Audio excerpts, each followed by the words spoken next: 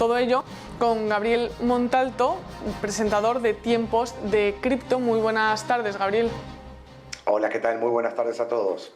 Muy buenas tardes. De momento lo que tenemos es ese titular, ¿no? Que Rusia podría abrir el pago de petróleo en Bitcoin. No sé si es Correcto. precisamente con esta criptodivisa o con otra. Y querría que nos dijeras qué es lo que se sabe hasta ahora.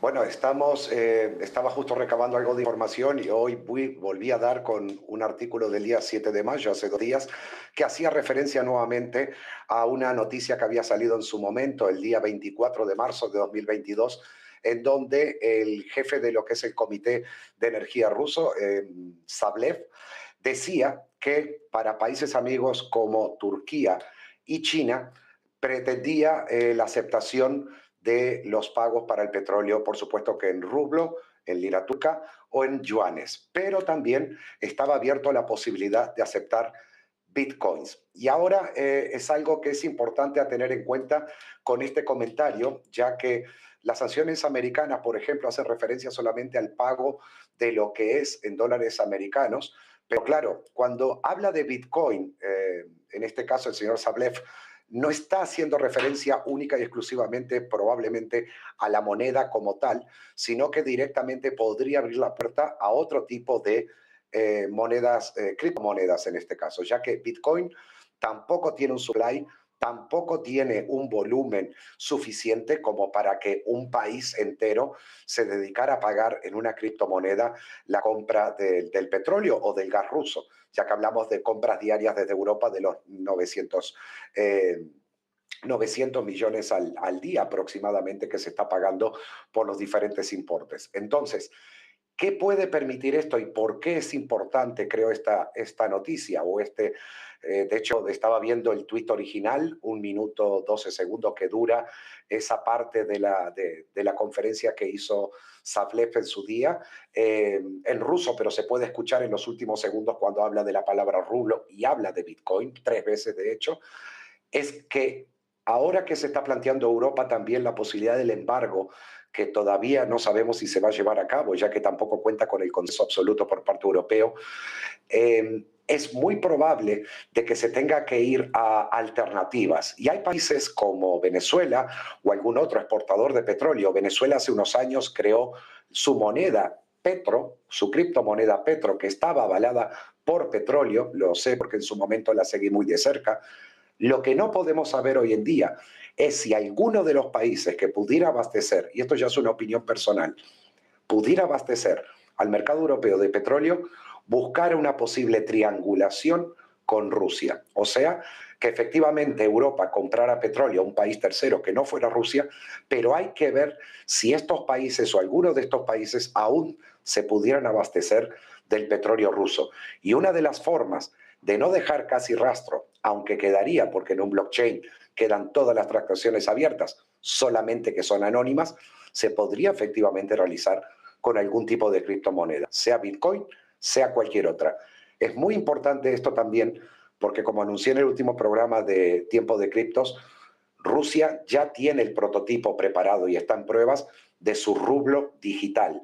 Y esto probablemente lo lleven a cabo y lo pongan en circulación en el 2023, según dijo el Banco Central Ruso, también la gobernadora que hacía declaraciones. También lo están vinculando a la tarjeta MIR y están esperando ver qué tipo de países van a poder aceptar esto. Por lo tanto, creo que de aquí a algún tiempo vamos a poder escuchar mucho más de este tema que no deja de ser al menos interesante y apasionante. Es muy interesante y has mencionado también el rublo digital, que como el gobierno ruso ya lleva años o al menos lleva tiempo preparando este sistema. Pero me pregunto, ¿ese rublo ruso se basa en la misma tecnología en la que se basan las criptos, es decir, en la del libro de registro distribuido y por tanto sería compatible con el resto de criptomonedas, o si bien tiene que construir esa infraestructura compatible con las transacciones con el resto de criptos y que por tanto también pueda cumplir ese objetivo, como decías, de no dejar rastro o por lo menos que sea más difícil seguir sus operaciones? Respecto a esto, las definiciones son bastante diferentes, aunque parezcan similares, siguen siendo perro con distinto collar. ¿Por qué digo esto? Porque por un lado tenemos una criptomoneda, la cual posee una blockchain propia, una cadena de bloques propia. Luego tenemos tokens, que son las fichas y que estas se pueden apoyar en blockchains existentes de otras monedas. Pero cuando hablamos de una moneda digital, es un concepto diferente, o una moneda virtual es un concepto diferente. No es una criptomoneda como tal. De hecho, Estados Unidos también sacará su dólar digital. Biden fue uno de los que pidió que lo antes posible se haga un análisis en profundidad de qué forma y cuándo podrían lanzar el dólar digital. Muchos más países se están sumando. Hoy también leía que la mayoría de bancos centrales existentes es muy probable que los próximos 2-3 años estén ya adoptando sus monedas digitales, ya que a día de hoy poca gente, y esto va de la mano a la desaparición del dinero físico, que ya lo anunció el Deutsche Bank en el año 1998, donde realmente el dinero físico como tal ya no estaría siendo utilizado ni estar en posesión de la gente. El 2020, con el COVID, fue un preparativo o un entrenamiento para la población mundial de no utilizar el dinero físico. Por eso es muy probable que de aquí a poco tiempo tengamos casi todas las monedas que conocemos en un formato digital. Esta es la gran diferencia. No se basa en la misma tecnología de la criptomoneda o no se basa tampoco en una cadena de bloques o blockchain. Precisamente por eso lo que te preguntaba es, al no basarse el rublo digital, ¿no se basaría en lo mismo que en Bitcoin o en la tecnología que sea subyacente a ese token o a Bitcoin? Pero precisamente te preguntaba si el gobierno ruso tiene preparada esa infraestructura en blockchain para recibir esos pagos, si está capacitado y si tiene esa infraestructura concreta para, por ejemplo, aceptar pagos en Bitcoin. La debería tener, es muy probable que la tenga ya.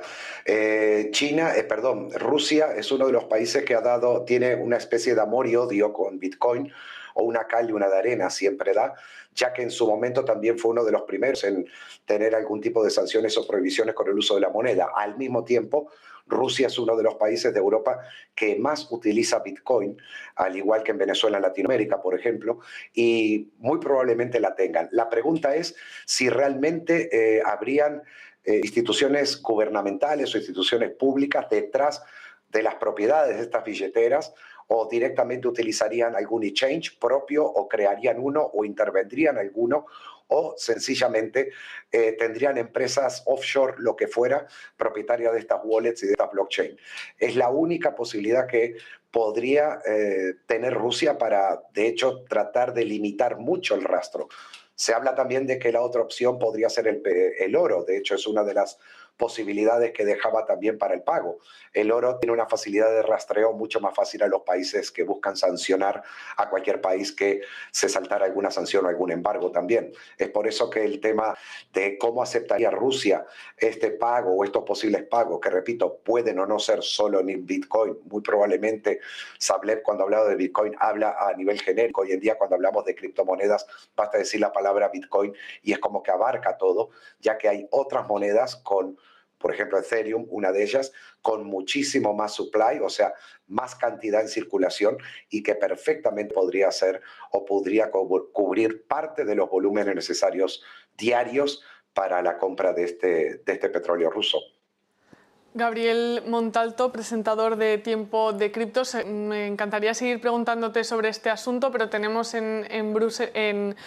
tenemos a Ursula von der Leyen hablando en el seno del Parlamento Europeo, así que tenemos que contactar con ella. Me gustaría que otro día siguiéramos profundizando en este tema para comentar algunos de los flecos y algunas de las claves, pero en todo caso te agradezco mucho la información que nos has traído aquí a Negocios. Gabriel Montalto, presentador de Tiempo de Criptos, que pueden ver aquí en Negocios. Muchas gracias, que tengas buen día y buen negocio. Gracias, igualmente un saludo a todos. Gracias.